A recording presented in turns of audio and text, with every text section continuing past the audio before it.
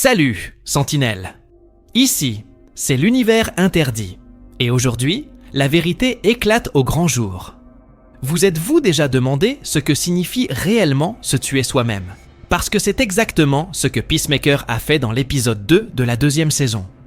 Ce n'est ni une métaphore, ni une hallucination. Il a éliminé sa propre variante issue d'un autre univers.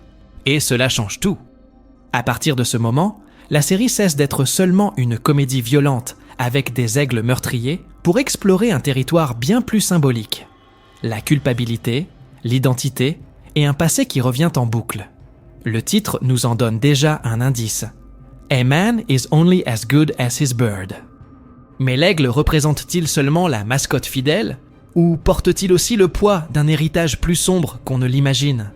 Si vous aimez ce type d'analyse approfondie, détaillée et toujours teintée de provocation, abonnez-vous dès maintenant. Nous sommes sur le point d'atteindre un objectif important ici sur la chaîne, et chaque nouvel abonnement renforce la résistance geek qui construit cet espace avec nous. En toute honnêteté, c'est votre soutien qui maintient ce canal vivant au milieu du chaos de l'algorithme et des reboots sans âme. Et dites-moi en commentaire, de quelle ville et de quel pays regardez-vous cette vidéo ? Je veux savoir d'où viennent chacune des sentinelles qui suivent l'univers interdit. Je lis absolument tout. Si ce contenu vous relie aux infos et aux théories les plus brûlantes de l'univers geek, laissez le triple kill. Likez, commentez et partagez. La première fois que la phrase « A man is only as good as his bird » apparaît à l'écran, elle semble n'être qu'une blague de plus à la James Gunn. Un simple jeu de mots avec l'expression originale « A man is only as good as his word ». Mais comme toujours dans la langue de Gunn, l'absurde n'est que la surface. Le titre est le premier indice que cette saison de Peacemaker ne va pas répéter la formule de la précédente. Elle veut déstabiliser, renverser les significations, tester jusqu'où le héros peut être brisé, sans cesser d'être lui-même. Et dans ce cas, le Burrow Bird ne désigne pas seulement Eagly, c'est le miroir moral du Peacemaker lui-même. Cette provocation prend encore plus de force si l'on se souvient que Chris, à ce stade, a déjà tué son propre père, provoqué la mort de son frère, et maintenant, comme un ultime rite, élimine une version de lui venue d'un autre univers. Symboliquement, le Smith originel est effacé de la réalité, couche après couche. Et le titre de l'épisode nous interroge. Est-il encore bon ? Ou mieux encore, reste-t-il seulement un lui à juger ? Mais il y a un détail caché qui va reconfigurer complètement la trajectoire du personnage. Et la réponse se trouve dans le symbole le plus sous-estimé de cette saison jusqu'ici. Je vais vous le montrer. Lorsqu'Economos présente le nouveau directeur de l'Argus, Rick Flag Sr., l'épisode ne se contente pas d'introduire un personnage à un nom familier. Il met en scène le changement de direction de toute la logique de surveillance et de contrôle au sein du DCU. Et cette mutation n'est pas seulement administrative, elle est idéologique. Amanda Waller, qui avait toujours agi avec un cynisme absolu, a été contrainte de quitter la scène après avoir été démasquée par sa propre fille. Rick Flag Sr. prend la relève avec une autre attitude, mais avec des objectifs qui demeurent enveloppés d'ambiguïté. L'épisode montre clairement qu'il n'est pas là pour réformer le système. Bien au contraire. Dès sa prise de fonction, son premier ordre est de réclamer un rapport complet sur la mort de son fils, Rick Flag Jr., tué par Peacemaker, un événement survenu dans The Suicide Squad 2021. Rien que cela suffit à alerter. Il ne laissera pas cette histoire se refermer. Mais il va plus loin encore. Il ordonne la surveillance constante de Christopher Smith, même après les événements de la première saison, alors que Peacemaker avait sauvé le monde de l'invasion extraterrestre des Butterflies. Et c'est ici que tout bascule. Rick Flag Jr. est mort en symbole d'éthique au cœur d'un système corrompu, trahi par celui qui prétendait œuvrer pour la paix. Désormais, Rick Flag Sr. semble animé non seulement par le deuil, mais aussi par un désir silencieux de revanche. Lorsqu'il affirme vouloir suivre Peacemaker à chaque instant, la série installe une tension narrative qui renvoie aux heures les plus sombres de l'Argus dans les comics, où « surveiller » signifiait surtout « armé », pas « protégé ». Un détail visuel accentue ce propos. En arrière-plan de la scène, le logo de l'Argus apparaît redessiné avec un œil fixe, littéralement gravé dans le verre. Une métaphore directe, l'État observe. Mais qui contrôle réellement ce regard désormais ? Rick Flag est-il là pour enquêter ou pour se venger ? La réponse réside peut-être dans un détail apparemment technique, mais révélateur de la contradiction. Le même Argus qui surveille aujourd'hui Peacemaker est celui qui a ignoré pendant des années les crimes de Waller. Cela suggère que Flag ne veut pas détruire le système. Il entend l'utiliser à son profit. Et peut-être que Peacemaker n'est que le premier nom sur sa liste. La scène où Christopher Smith se voit contraint de tuer sa propre version alternative est plus qu'un simple choc visuel. C'est la matérialisation du thème central de Peacemaker, l'affrontement intérieur avec la culpabilité. Depuis la première saison, le personnage porte le poids d'avoir tué accidentellement son frère dans son enfance, mais aussi celui d'avoir été directement responsable de la mort de son père, Oggy Smith, alias White Dragon. Ces traumatismes formaient déjà un fardeau insupportable. Désormais, en éliminant une version de lui-même, Peacemaker accomplit une sorte de cycle d'autodestruction, comme s'il effaçait chaque maillon de son propre arbre généalogique. Ce moment n'est pas gratuit. La narration de James Gunn repose constamment sur l'idée d'un héritage déformé et de l'impossibilité d'échapper au poids familial. En tuant son double, Peacemaker ne s'affranchit pas du passé, il le renforce. Car si l'autre Chris existait, il portait en lui la même malédiction des Smith. En le détruisant, Christopher confirme que cette malédiction est inévitable, que toutes les routes mènent au même destin. C'est un traumatisme invisible, car il ne l'exprime pas directement, mais la mise en scène et les détails visuels rendent évident. Il n'y a pas de victoire à survivre lorsque celui qui meurt est votre propre reflet. Le détail qui rend cette scène encore plus troublante survient juste après. En tentant de cacher le corps, Chris manifeste un malaise presque enfantin, une tentative désespérée de masquer un crime qui, en réalité, est dirigé contre lui-même. C'est là que le poids symbolique explose.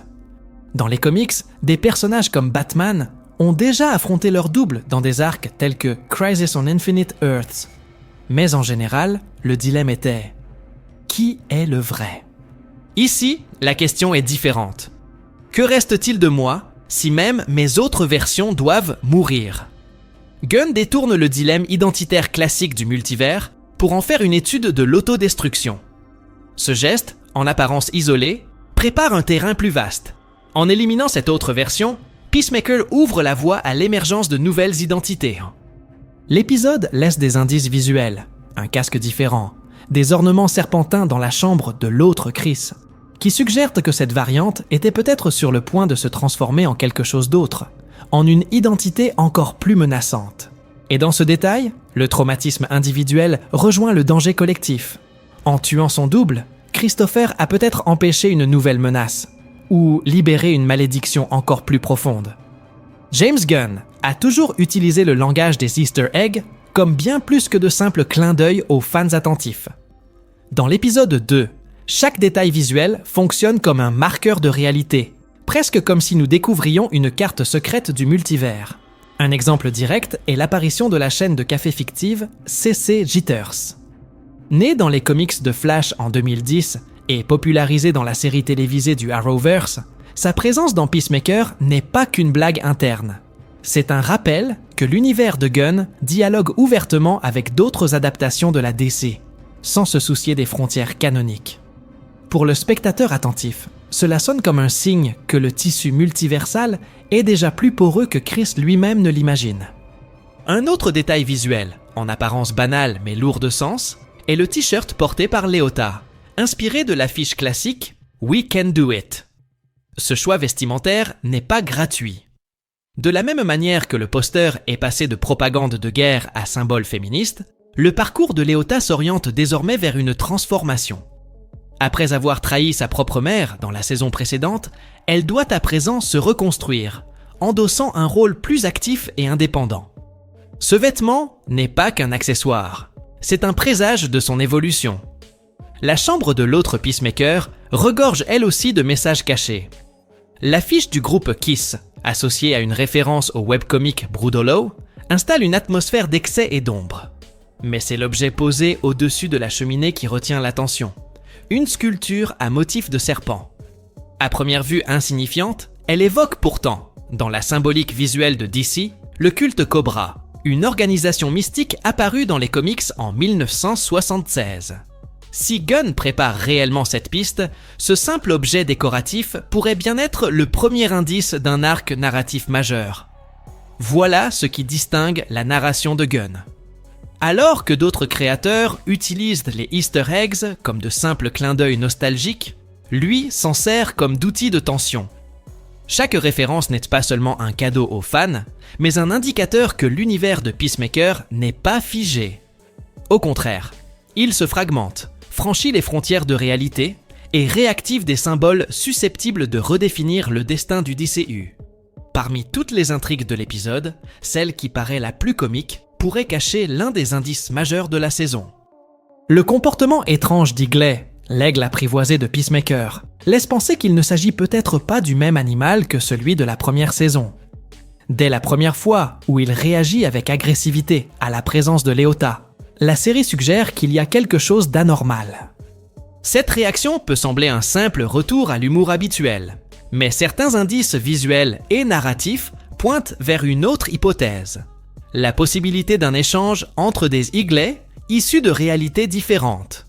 Peacemaker lui-même mentionne qu'il a l'habitude de laisser voler son aigle dans l'espace de stockage quantique, le même qui connecte plusieurs réalités. Si cela est vrai, de nombreuses occasions ont existé pour un échange silencieux. La théorie prend du poids lorsque l'on se rappelle l'insistance de la série sur la métaphore des miroirs déformés. Si Chris a rencontré et tué une autre version de lui-même, pourquoi Eaglet n'aurait-il pas subi le même sort ? Cela crée un parallèle parfait entre l'homme et l'animal, tous deux piégés dans un jeu d'identité fracturé. Dans les comics, Eaglet n'existe pas. James Gunn a inventé le personnage pour la télévision, en faisant de lui un symbole de loyauté et de pureté presque sacrée dans le récit. Si cette pureté est corrompue, la série subvertirait précisément ce que les fans avaient appris à aimer lors de la première saison. Et plus encore, elle montrerait comment même les symboles les plus innocents peuvent se contaminer lorsque le multivers commence à s'effondrer. C'est ici que le détail devient inquiétant. Si cet autre Eaglet avait en réalité été dressé par White Dragon dans un univers alternatif, il pourrait bien porter en lui les mêmes vices de racisme et de violence qui ont façonné O.J. Smith. Ce qui ferait de l'aigle non seulement un animal perturbant, mais aussi un reflet de l'héritage toxique que Christopher tente d'effacer en vain. La série entretient le doute. Rions-nous encore des excentricités d'Eaglet ? Ou assistons-nous à l'annonce que même sa plus grande source d'affection a été remplacée par une ombre ? Si la première moitié de l'épisode est dominée par le drame intérieur de Peacemaker, la seconde ramène le chaos comique et sanglant qui définit le style de James Gunn. Le point fort ici est la nouvelle équipe d'agents de l'Argus, dirigée par l'hilarant Langston Fleury, incarné par Tim Meadows. Sa présence change immédiatement le ton de la série. Alors qu'Amanda Waller incarnait l'implacabilité glaciale, Fleury est son exact opposé. Un bureaucrate maladroit qui transforme chaque opération en farce dissimulée, sous couvert de missions sérieuses. Mais ne vous y trompez pas, cet humour n'est qu'une façade pour quelque chose de beaucoup plus sombre. L'attaque contre la maison de Peacemaker en est l'illustration parfaite. La séquence mélange satire et brutalité en proportions égales. D'un côté, une équipe d'élite censée représenter la puissance ultime de l'Argus se révèle incompétente et caricaturale, avec des noms et des pseudonymes ridicules rappelant l'absurde des comics secondaires des années 90. De l'autre, Eaglet, dans son moment le plus violent jusqu'ici, transforme une invasion armée en un véritable carnage animal. Cette contradiction est du pur Gunn. Faire rire d'une scène grotesque tout en laissant planer une menace bien réelle. Le détail visuel le plus marquant de cette séquence est le choix musical. La chanson Dirty Money de l'artiste Ida Maria accompagne l'assaut en ralenti, reprenant un procédé récurrent du réalisateur dans Guardians of the Galaxy, The Suicide Squad et même dans le tout premier épisode de Peacemaker. Cette signature assure une continuité, mais en même temps tourne en dérision la grandiloquence habituelle des super-héros. Là où d'autres cinéastes utilisent le ralenti pour glorifier, Gunn l'emploie pour souligner le ridicule et le grotesque. La scène contient également une critique subtile. L'Argus continue d'agir comme une force incontrôlée, plus obsédée par la surveillance et l'ingérence que par la résolution des problèmes. Même sous une nouvelle direction, l'institution reste le reflet du même système corrompu, qui avait permis à Amanda Waller de manipuler la Suicide Squad pendant des années. La différence, c'est que Gunn nous le montre désormais avec plus d'ironie, plaçant l'incompétence au premier plan, mais sans cacher que cette incompétence peut engendrer des tragédies encore plus graves. Parmi les nombreux objets éparpillés dans la chambre du Peacemaker alternatif, un détail en particulier attire l'attention. Les ornements en forme de serpent. Ce n'est pas un hasard. James Gunn utilise toujours le décor, comme une extension psychologique du personnage. Et ici, la présence d'éléments serpentins suggère une trajectoire jamais vue à l'écran, mais bien ancrée dans les comics. Depuis 1976, DC a introduit le culte Cobra, une secte secrète dirigée par un fanatique connu uniquement sous le nom de Cobra. Cette organisation mêle mysticisme, manipulation politique et quête de suprématie spirituelle. Bien que jamais lié directement à Christopher Smith dans les BD, sa philosophie de culte fait écho à l'héritage de violence et d'idéologie déformée de la famille Smith. L'épisode laisse entendre que cette version alternative de Chris était peut-être en transition. L'affiche de serpent derrière la porte, la décoration serpentiforme sur la cheminée et même la coque de téléphone à motif de peau de serpent indiquent une identité en formation. De la même manière que le père de Chris, Augie Smith, est devenu White Dragon, chef suprémaciste, cet autre Peacemaker semblait prêt à abandonner la figure de héros de la paix pour revêtir un nouveau titre, Cobra. Ce ne serait pas la première fois que Gunn adapte un concept des comics en modifiant noms et origines, comme il l'a déjà fait en réinventant White Dragon pour l'intégrer à l'histoire de Peacemaker. Il est intéressant de noter que, dans les comics, le culte Cobra n'a jamais été explicitement raciste comme l'organisation de White Dragon. Mais si Gunn décidait de fusionner ces concepts, on obtiendrait une combinaison de fanatisme religieux et de suprématie idéologique, un parallèle direct avec certains cultes et milices bien réels. Cela ferait de l'autre Chris non seulement un reflet sombre, mais l'évolution logique de tout ce que Peacemaker redoute de devenir. Et c'est précisément ce sous-texte qui rend sa mort encore plus lourde. En l'éliminant, Christopher a peut-être empêché la naissance d'une nouvelle menace mondiale, mais il a aussi ouvert la voie à hériter d'une part de cette noirceur. Ce détail suggère que la série ne se contente pas d'explorer des variantes pour répéter des dilemmes déjà connus. Elle réécrit la mythologie de Peacemaker dans le DCU, créant un terrain fertile pour que des figures comme le culte Cobra puissent émerger en tant qu'antagonistes de plus grande envergure, et peut-être même reliés à d'autres productions futures du studio. L'épisode se dirige vers sa conclusion avec une scène en apparence simple. Peacemaker, ivre et seul dans sa chambre, fouille dans le téléphone de sa version décédée. Il y découvre des photos de Harcourt et, pris d'un élan de solitude, décide de lui envoyer un message. Le détail, cette Harcourt n'est pas la sienne, mais celle de l'autre réalité. Lorsque le message ne passe pas, Chris traverse vers l'univers alternatif uniquement pour s'assurer qu'il soit bien reçu. Ce geste, à la fois pathétique et émouvant, porte un poids symbolique énorme. Christopher Smith flirte non seulement avec une femme, mais aussi avec l'identité d'un autre homme, celui qui l'a tué. Ce choix n'est pas seulement personnel, il est narratif. En se plaçant dans la peau de sa variante, Chris prend le risque d'occuper une vie qui n'était pas la sienne, cherchant à combler un vide émotionnel par une relation qui ne lui appartient pas. La caméra souligne cela en le montrant assis sous un lustre formant un halo doré au-dessus de sa tête, comme un saint renaissant. Mais l'ironie est évidente. Il n'y a aucune rédemption, seulement l'illusion d'un nouveau départ, basé sur l'usurpation de la place d'un autre. Gunn construit la scène comme une parodie d'iconographie chrétienne, transformant Peacemaker en un faux saint. Un détail mérite l'attention. Lorsqu'il ouvre la liste des messages, aucun historique n'apparaît entre l'autre Peacemaker et Harcourt, comme si tout le passé avait été effacé. Cela peut signifier deux choses. Soit le Chris alternatif avait supprimé les conversations après une rupture douloureuse, soit il n'y avait jamais eu de relation solide. Le silence des messages, associé aux photos conservées, révèle une contradiction. Attachement et rejet coexistent. Cela renforce l'idée que Chris tente de revêtir une peau qui ne lui correspond plus, occupant un espace émotionnel déjà condamné avant même son arrivée. L'épisode se termine sur cette ambiguïté. D'un côté, l'espoir d'un nouveau départ, de l'autre, la sensation que Peacemaker s'égare dans une identité qui n'est pas la sienne. Plus que traverser des dimensions, il franchit une ligne morale dangereuse. Et la série laisse planer le doute. Cette substitution est-elle un chemin vers la rédemption ou vers la chute définitive du personnage ? Le deuxième épisode de la nouvelle saison de Peacemaker n'est pas seulement une suite, c'est un tournant. Tout en conservant l'humour acide et la violence stylisée de James Gunn, le chapitre s'aventure sur des thèmes plus lourds. Héritage familial, identité fragmentée et danger d'endosser la vie d'une autre version de soi-même.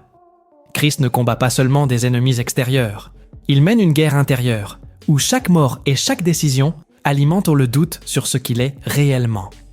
Et si le culte du serpent est bien un indice de ce qui s'annonce, la vraie question n'est peut-être pas de savoir s'il cédera aux ténèbres, mais quand. Rick Flag Sr. surgit comme un spectre de la culpabilité, rappelant sans cesse que Peacemaker porte sur ses épaules la mort d'un héros. Et tandis qu'Eagly n'est peut-être plus le même symbole de loyauté, sa présence souligne que même les liens les plus purs sont menacés dans ce nouveau contexte. Le multiverse présenté n'est pas un terrain de jeu plein de variantes amusantes, mais un labyrinthe psychologique, où chaque version est un miroir brisé, reflétant la faute originelle. La question finale que l'épisode laisse en suspens est de savoir si Christopher Smith sera capable de se reconstruire, ou s'il finira perdu dans ses propres ombres. Si vous êtes arrivé jusque-là, vous faites partie de cette analyse qui tente de voir au-delà de la surface. Et si ce type de contenu vous relie aux théories les plus profondes et aux indices cachés de l'univers geek, abonnez-vous dès maintenant à la chaîne. Nous sommes sur le point d'atteindre un objectif important, et chaque nouvel abonnement est essentiel pour que ce travail continue de grandir. En vous abonnant, vous ne faites pas que suivre des vidéos. Vous contribuez à maintenir vivante cette lecture critique et passionnée de la culture geek. Avant de conclure, laissez en commentaire de quelle ville ou de quel pays vous regardez cette vidéo. Je veux savoir d'où vient chaque sentinelle qui suit cette aventure avec nous.